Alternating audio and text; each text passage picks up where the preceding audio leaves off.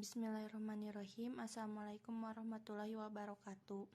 Kami dari kelompok 3 di sini kami akan mempresentasikan mengenai laporan penelitian. Anggota kami yang pertama terdiri dari Dilan Nabila Nur, saya sendiri, Anitia Nurzakiah, Jusiani Aprilia, Erliani Satalia, dan Pipit Maryam.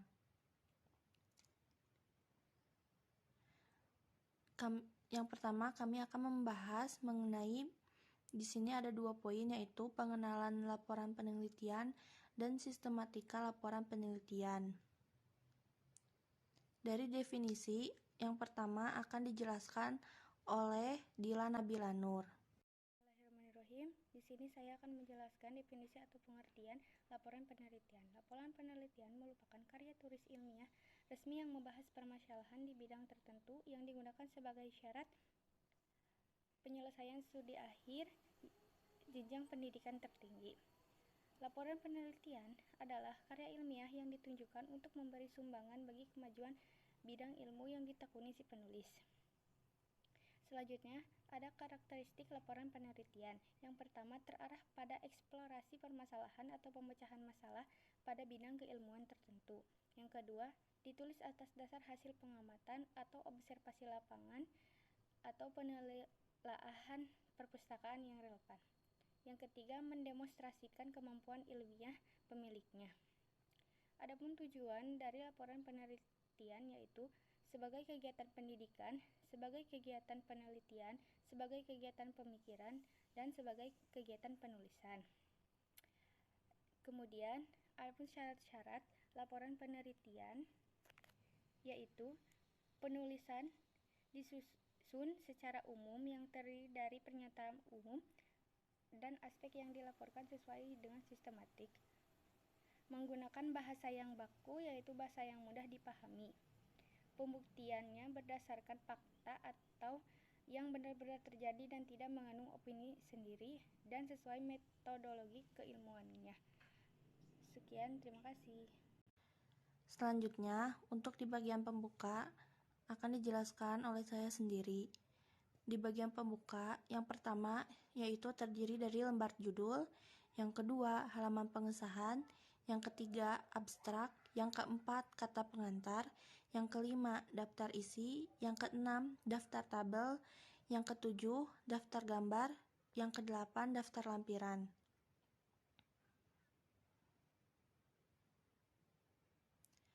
Lembar judul. Yang pertama dalam bentuk kalimat. Lembar judul, bentuk kalimat dalam lembar judul itu harus ringkas dan komunikatif, tidak boleh terlalu panjang. Yang penting dapat mewakili dari teks laporan penelitian. Terus selanjutnya yaitu saling berhubungan. Antara judul dan isi itu harus saling berhubungan, dimulai dari ruang lingkup penelitian, tujuan penelitian, subjek penelitian, dan metode penelitiannya. Selanjutnya yaitu komponen halaman. Di halaman judul itu terdiri dari pernyataan penulis, logo resmi universitas, nama lengkap beserta NIM, dan identitas prodi atau jurusan, fakultas, beserta tahun penulisan. Yang selanjutnya yaitu lembar pengesahan. Lembar pengesahan itu memuat identitas mengenai penelitian. Yang pertama itu mengenai identitas si peneliti itu sendiri. Yang kedua yaitu biaya yang dikeluarkan oleh si peneliti saat melakukan penelitian. Yang selanjutnya itu adalah waktu dan tempat di mana peneliti itu melakukan penelitian dan kapan peneliti itu melakukan penelitian. Selanjutnya yaitu adalah tanda tangan. Tanda tangan ini itu adalah tanda tangan dari orang-orang yang terkait dengan penelitian yang dilakukan. Biasanya lembar pengesahan dalam laporan penelitian untuk tugas akhir atau skripsi, yaitu tanda tangannya itu ada tanda tangan dari pembimbing atau ketua program studi. Lembar pengesahan ini itu berfungsi untuk adanya nilai kredibilitas, yaitu nilai bahwa bahwa si laporan penelitian ini itu telah disahkan oleh pihak-pihak terkait dengan laporan penelitian ini, dan juga sebagai bukti bahwa laporan penelitian ini itu original karya hasil dari si penulis ini sendiri. Si peneliti itu sendiri.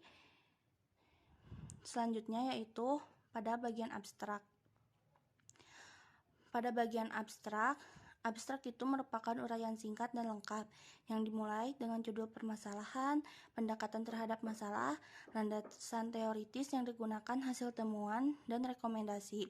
Jadi, abstrak itu memuat secara ringkas keseluruhan yang ada pada laporan penelitian, dimulai dari latar belakang masalah, tujuan masalah, dan metode penelitian. Jadi abstrak itu memuat semua secara ringkas bagian-bagian yang ada di si laporan penelitian itu.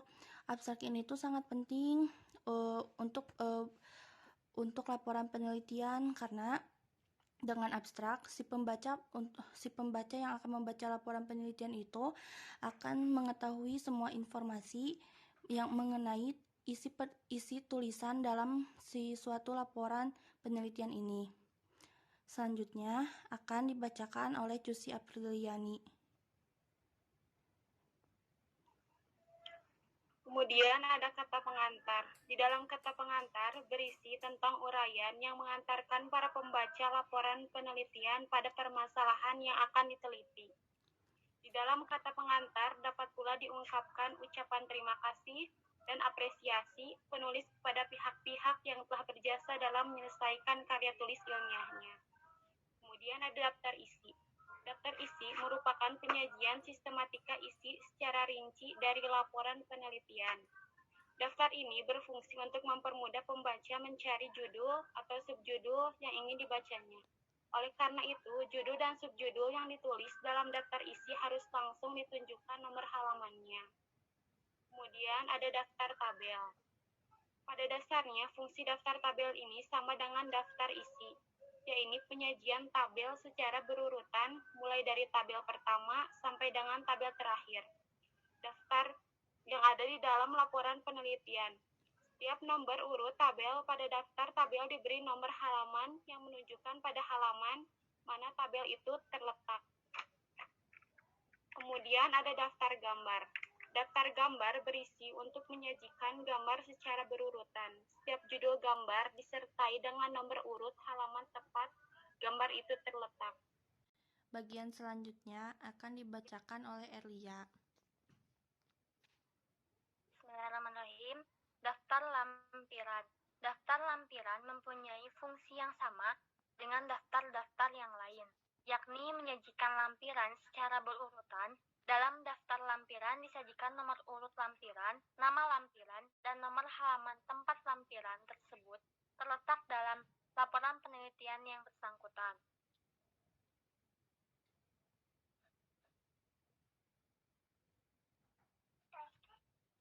Bagian isi terdiri dari 1. Bab 1 pendahuluan, 2. Bab 2 landasan teoritis, 3. Bab 3 prosedur penelitian, 4. Bab 4 hasil penelitian dan pembahasan, 5. Bab 5 simpulan dan saran.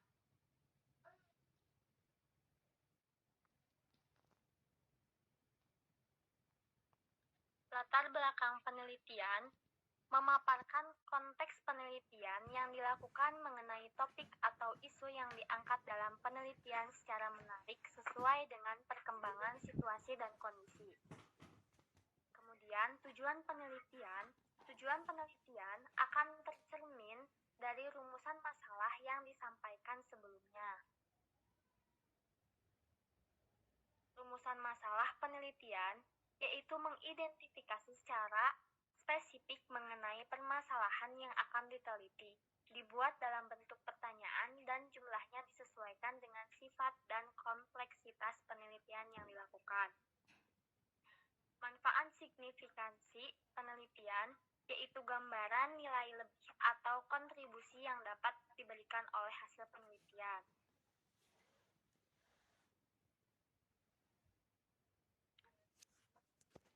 Kemudian bab 2 landasan teori.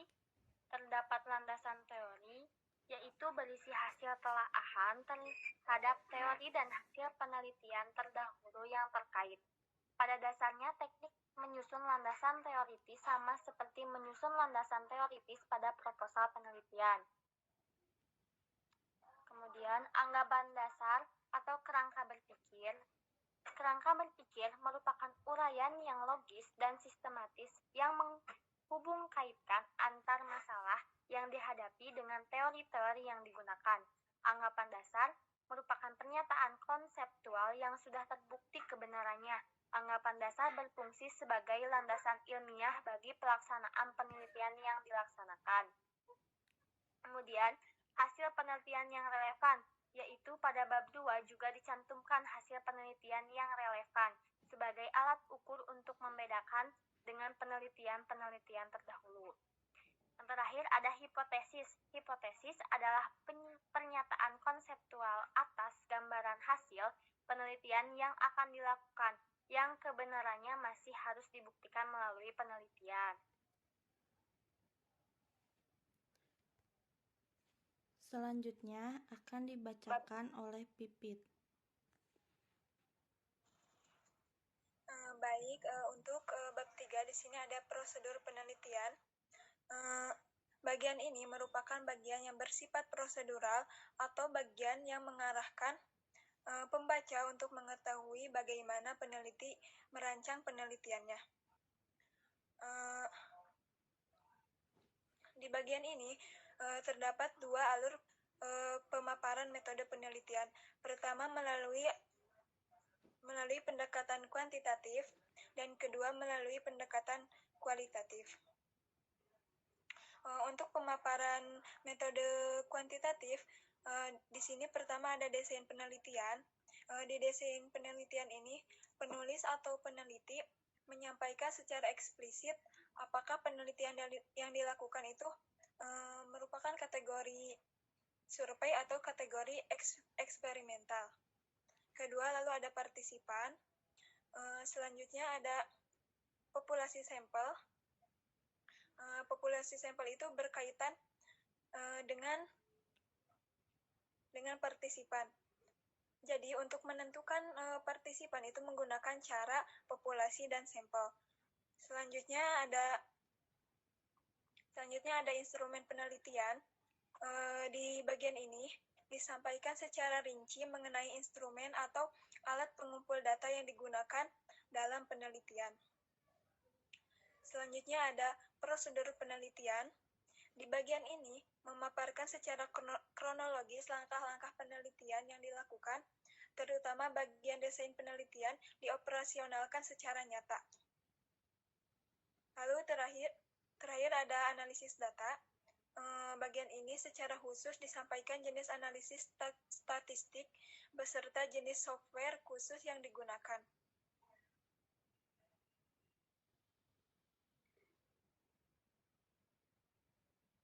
Selanjutnya, untuk pendekatan kualitatif, pertama ada desain penelitian, kedua ada partisipan dan tempat penelitian, ketiga ada pengumpulan data, keempat ada analisis data, dan kelima ada isu etik yang bersifat opsional.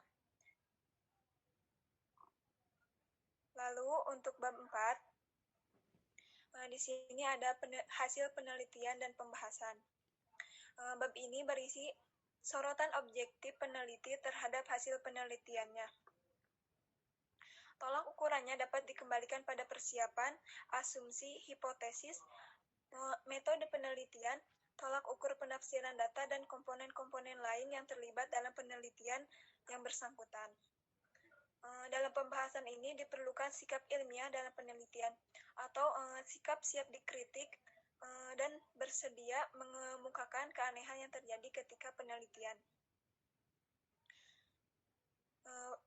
Di penelitian, setelah peneliti menyajikan temuan dalam bentuk yang sesuai dengan tujuan yang jelas, baik itu grafik, tabel, maupun bagan, hal selanjutnya yang perlu dilakukan adalah menyertai tampilan tersebut dengan ringkasan penjelasan, sehingga temuan tersebut menjadi lebih bermakna.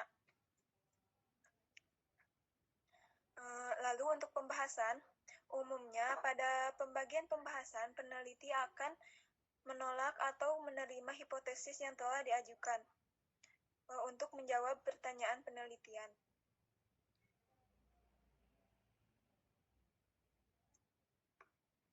Selanjutnya, bab 5 yaitu simpulan, implikasi, dan saran.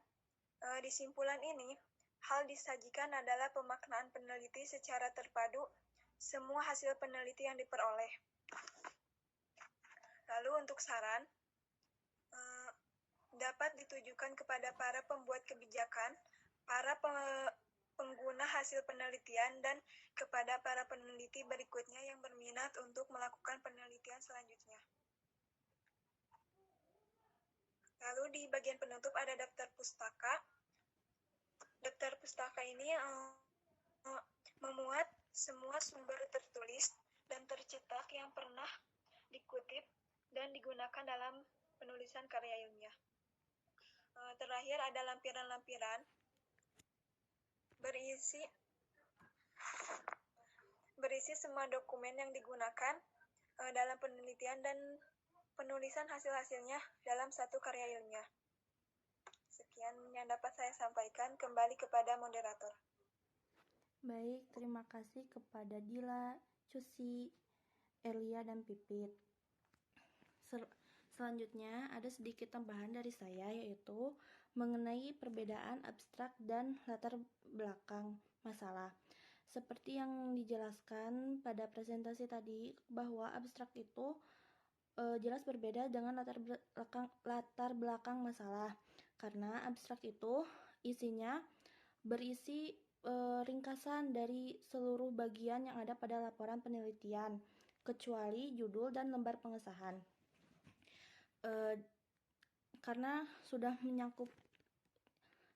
mencakup semua simpulan dari seluruhnya pada laporan penelitian, maka abstrak itu jadi semua informasinya sudah ada di situ, dan itu tuh berfungsi agar si pembaca laporan penelitian itu mengetahui informasi apa yang akan disampaikan pada si laporan penelitian ini.